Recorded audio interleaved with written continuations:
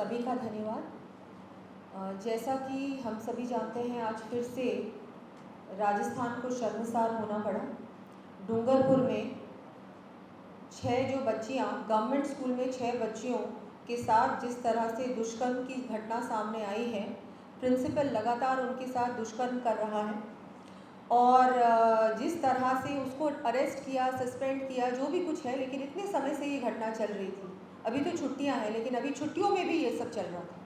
आप खुद सोचिए राजस्थान में क्या हो रहा है। लगातार बलात्कार, दुष्कर्म की घटनाएं सामने आ रही हैं। चाहे हम बालोतरा की बात करें, जहाँ पर दलित महिला के साथ उसको जिंदा जलाया, चाहे हम बात करते हैं किसी भी राजस्थान की किसी भी हिस्से की, जहां आप जाओ, जिस जिले की बात करो, वहां पर कुछ ना कुछ हो रहा है। बलात्कार की घटना लगातार सामने आ रही है। बच्चियों में आप सोचिए, छोटी बच्चियों में क्या क्या हो रहा होगा इतने समय से, जो कि उनको अपनी आवाज़ उठानी पड़ी, उनके परिवार को रिपोर्ट दर्ज करवानी पड़ी। इसका मतलब कि क्या हो रहा होगा।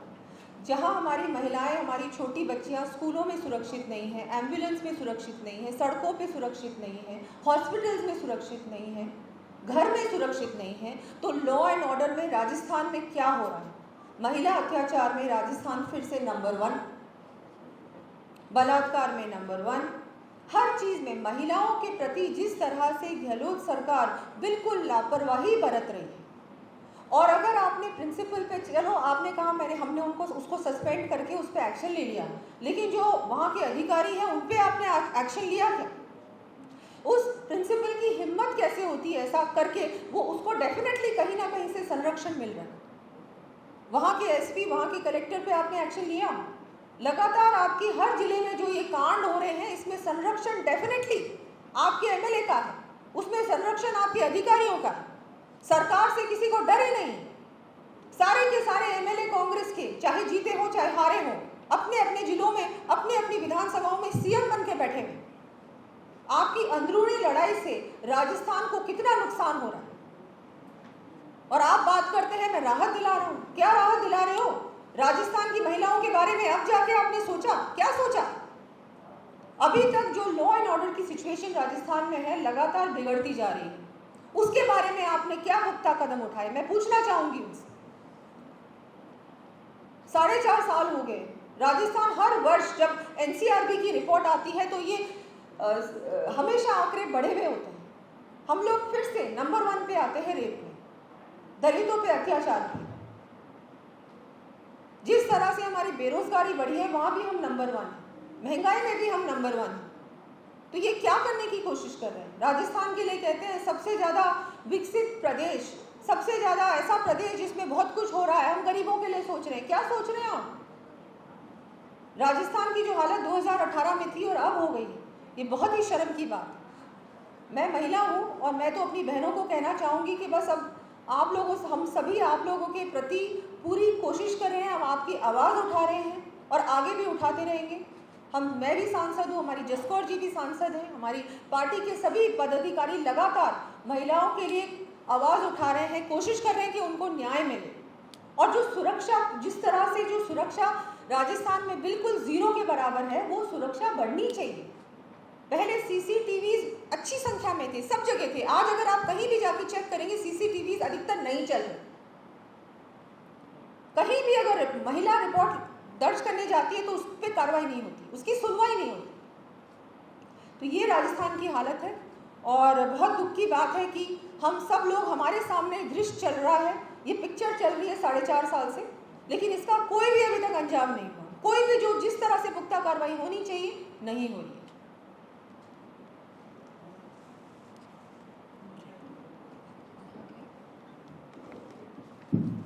आगे की प्रेस वार्ता के लिए हमारी सांसद दौसा सांसद जसकौर जी।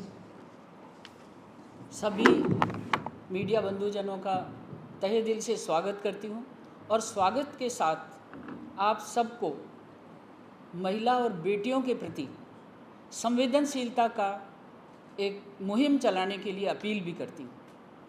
जिस तरह से डूंगरपुर में जो घटना अभी हमारी सांसद दिया कुमारी जी ने और इनके राजसमंद क्षेत्र की भी झलक दी है, मैं आपको ये कहना चाहती हूँ कि इतना बड़ा जघन्य अपराध करने वाले राजकीय स्कूल के शिक्षक प्रिंसिपल, उनको दंड मिलना चाहिए, कठोर दंड मिलना चाहिए।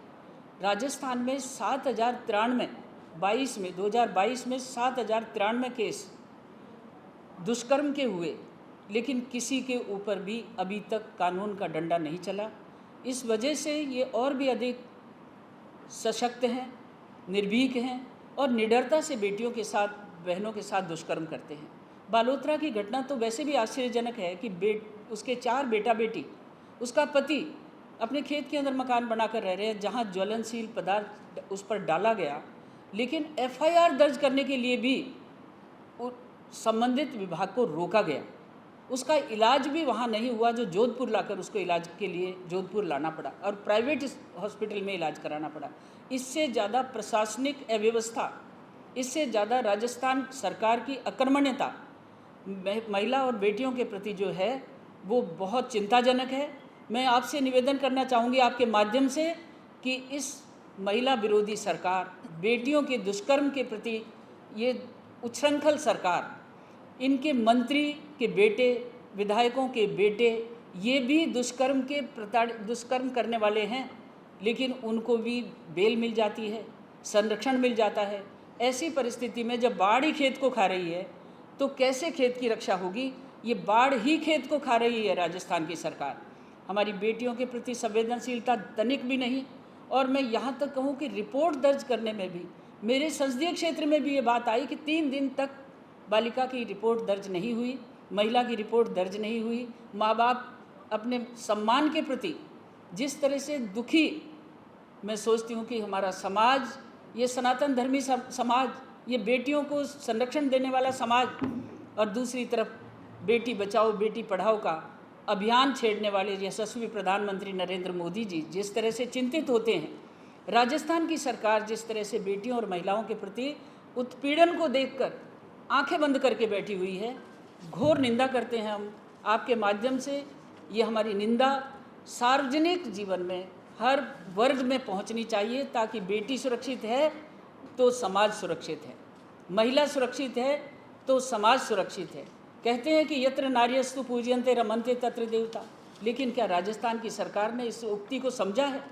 ना तो इस उक्ति को समझा है, ना बेटी और महिला के बहन बेटी के दर्द को समझा है, उसकी पीड़ा को नहीं समझा। इसलिए घोर निंदा करते हैं। और आपके माध्यम से मैं यही कहूँगी कि आपकी कलम बहनों, बेटियों, महिलाओं के प्रति संवेदनशीलता से उनकी सुरक्षा के लिए चलनी चाहिए और इस सरकार की आंखें खोलनी चाहिए।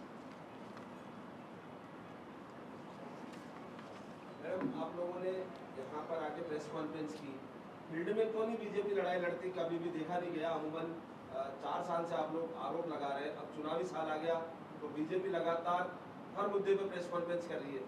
ये घटनाएं आज की नहीं है, लगातार 4 साल से देखे जाए तो महिला अपराध के मामले दर्ज हुए, तो क्यों नहीं सड़कों पर लड़ाई लड़ती बीजेपी? आपको मैं ये निवेदन करूं, आपकी बात का जवाब देना चाहती हूं कि सड़कों पर ही लड़ाई लड़ते हैं। यहाँ तो आज 4.5 साल में मैं दूसरी बार आपके सामने बैठी हूँ। मैं अपने संसदीय क्षेत्र में ही नहीं, बल्कि अलवर में जब अपराध हुए तो वहाँ जाकर भी हमने आवाज़ उठाई और बेटियों के प्रति संवेदनशीलता दिखाई। और मैं यहाँ को थानागाजी वाली घटना के लिए हम 4 दिन तक वहीं बैठे रहे। ऐसी बात नहीं है कि हाँ, जयपुर में आकर के यथा समय, अब हमें लगा कि इस समय चरम सीमा पर अपराध, ये 6 बेटियों को, राजकीय कन्या विद्यालय की बेटियाँ जिनको छुट्टियों में बुलाया गया और खेल के बहाने बुलाया गया और उनके साथ दुष्कर्म हुआ, ये कैसे बर्दाश्त कर सकते हैं? मेरा सवाल ये है कि अभी आपने कांग्रेस की अशोक गहलोत सरकार को कटघरे में खड़ा किया, लेकिन अभी धौलपुर में उन्होंने कहा कि वसुंधरा राजे ने मेरी सरकार बचाई थी और प्रधानमंत्री नरेंद्र मोदी हमेशा कहते हैं कि मेरे प्रिय मित्र अशोक, तो ये कंट्रोवर्सी है, कैसे क्या मामला? निवेदन हमारा ये कि आज जो विषय है हमारी आधी आबादी असुरक्षित है, उसी के प्रश्न। मुझे लगता है जिस विषय पे हम लोग आज ये प्रेस कॉन्फ्रेंस कर रहे हैं, विषय पे ही रहें, क्योंकि विषय बहुत गंभीर है और इसको हम लोग हमेशा हल्के में ले लेते हैं। और सवाल मेरा ये है कि आपकी पूर्व महिला मुख्यमंत्री सपोर्ट कर रही है, महिला से जुड़ा हुआ ही तो है, विषय तो है। देखिए, ये आप विषय वो नहीं है, विषय दूसरा है। जब हमारी सरकार थी राज्य में तो महिलाएं सुरक्षित थी, इतने मामले कभी भी नहीं आए। ये जो आज स्थिति है, ये इससे पहले कभी स्थिति नहीं थी। और अगर हम बात करते हैं कि हम वहाँ जिले में हमारी टीम हमेशा जाती है, कोई भी घटना होती है, बीजेपी भारतीय जनता पार्टी एक पूरी टीम बनाती है, प्रदेश के उसमें सब नेता भी जाते हैं और हम लोग जाते हैं और उस महिला को न्याय दिलाने का पूरा प्रयास हमेशा ही करते हैं। और इस विषय पर आज जैसे हमारी जसकौर जी यहाँ पर पधारी हैं, लेकिन हर बार जब भी कोई ऐसी घटना होती है, मैं तो बहुत बार आई हूँ प्रेस कॉन्फ्रेंस पे, और हमारी जो भी जिले की टीम होती है वो पूरी एक्टिव है, महिला मोर्चा एक्टिव है, स्थानीय हमारे जो भी जनप्रतिनिधि हैं वो भी, कोई भी ऐसा विषय होता है इमीडिएटली पहुँचते हैं और उसको जब तक न्याय नहीं मिलता हम लोग वहाँ बैठे रहते हैं। और न्याय तो फिर अब आप भी जानते हैं प्रोसीजर क्या हो रहा है, प्रॉपर रिपोर्ट नहीं दर्ज की जाती, समय पर इलाज नहीं होता, जिस तरह से पूरा उसका पूरी कार्रवाई होनी चाहिए वो कार्रवाई नहीं होती है। फिर तो वीक केस को वीक कराने का पूरा प्रयास ये कांग्रेस सरकार करती है। जब केस को आप इतना वीक कर दोगे तो फिर उस पर बाद में क्या कार्रवाई होगी? ये हर बार होता है। ये ऐसे तथ्यों को क्यों बचाना चाहते हैं? ये ऐसे क्रिमिनल एलिमेंट्स को क्यों श्रेय दे रहे हैं? दिया राजकुमार जी, कहीं ऐसा नहीं लग रहा है कि आपकी वाणी से कि भाई मगरमच्छ के आंसू बहा दिए?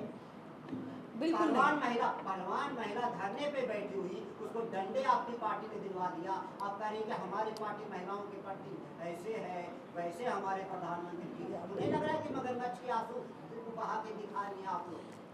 ये मगरमच्छ के आंसू शब्द का उपयोग शायद आप बहुत संकीर्णता से कर रहे हैं।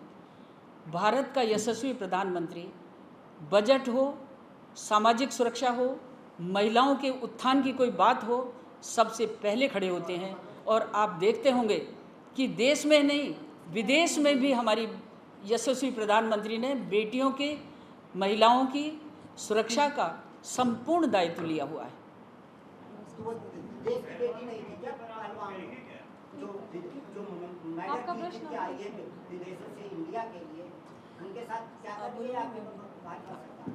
देखिए, इस पे पूरी कार्रवाई हो रही है। 2 महीने पहले ये मामला आया था सामने, इस पे अभी कोर्ट में ये मामला दर्ज है। बिल्कुल अगर कहीं भी कोई गलत हुआ है किसी भी महिला के साथ, तो हमारे प्रधानमंत्री जी भी, केंद्र सरकार भी उसके साथ खड़े हैं। लेकिन अभी जांच चल रही है, मामला कोर्ट में है, कोर्ट के अधीन है। तो जब तक फैसला नहीं आता हम लोग किसी नतीजे पे नहीं पहुंच सकते। लेकिन हाँ, अगर कोई भी किसी भी महिला के साथ, चाहे वो खिलाड़ी हो चाहे वो आम महिला हो, कुछ भी अगर गलत हो रहा है या हुआ है, तो उसके लिए हमारी केंद्र सरकार उस महिला के साथ खड़ी है। ये मैं आपको कहना चाहूँगी। अशोक गहलोत जी भी यही कहते हैं कि फ्री अनिवार्य एफआईआर यहाँ पर है, कोई भी थाने में जाए एफआईआर दर्ज होगा, न्याय हम दे रहे हैं, क्योंकि जब कोर्ट में मामला चला जाता है। आप लोग भी यही कह रहे हैं? नहीं, ऐसा नहीं कह रहे हम लोग। अभी इसकी पूरी जांच चल रही है और जांच की जो भी रिपोर्ट आती है, जो भी फैसला आता है, और अगर जो भी फैसला आता है वो पूरी तरह से सरकार उस फैसले के साथ होगी, जिस पे भी कार्रवाई करनी होगी वो होगी। 9 साल पूरे हो गए प्रधानमंत्री जी के कार्यकाल को, तमाम उपलब्धियां भी गिनाई गई हैं। तो अब आगे अगर राजस्थान में बीजेपी की सरकार बनती है तो कौन सी मुख्य चीज़ों के साथ में बीजेपी करने वाली है? बहुत सारे काम हैं। रेलवे बजट तो इस बार बहुत बड़ा रेलवे बजट राजस्थान को दिया गया है। सड़कें आपने देखी होंगी कि नेशनल हाईवेज इतने बने हैं। अभी दिल्ली से जो कनेक्टिविटी हमारी पूरे राजस्थान की है, जो एक्सप्रेस वे का उद्घाटन अभी मोदी जी ने किया है, बहुत बड़ी उपलब्धि है। मेरे क्षेत्र में मावली से मारवाड़ ब्रॉडगेज की जो अभी उन्होंने शिलान्यास किया मोदी जी ने राजसमंद में जब पधारे थे, बहुत बड़ा काम है। मालवा से मेवाड़, मेवाड़ से मारवाड़ को जोड़ने का काम है, ऐतिहासिक काम है। पानी के क्षेत्र में भी बहुत बड़ी बड़ी योजना अभी कुछ दिन पहले हुई है। हर जिले में काम हुआ है। अगर आप मुझे काम अगर आप गिनवाएंगे, और हमारी जो केंद्र सरकार की योजनाएं हैं, सबसे बड़ा मैं मानती हूँ कि उसी से हमको आप देखिएगा घर घर में योजना का फायदा पहुँचा है। डायरेक्ट बेनिफिट ट्रांसफर से डायरेक्टली आपके खाते में पैसा जाता है, जो कि कांग्रेस सरकार के समय नहीं जाता था। उनके खुद के बड़े नेता ये बात बोलते हैं। नहीं, विकास की बात की आपने, अभी दिल्ली बॉम्बे का उद्घाटन देखा, दौसा संसदीय क्षेत्र के अंदर देखा है। इसको ऐसा एक नहीं, गति शक्ति के हमारे 5 पिलर भारत सरकार जिस मजबूती से उठा रही है, चाहे सेना को के लिए सुविधा हो, चाहे आम आदमी के लिए सुविधा हो, चाहे व्यापारियों के लिए सुविधा हो, चाहे उद्योगपतियों, किसी के भी सुविधा हो। और सैन्य शक्ति को सुरक्षित करने के लिए जो काम गति शक्ति के माध्यम से किए हैं, मैं सोचती हूँ कि आप लोगों को सबको पता है। सबको आज की इस प्रेस वार्ता में आप सभी मीडिया बंधुओं का आपका धन्यवाद। क्या सूचना देने के लिए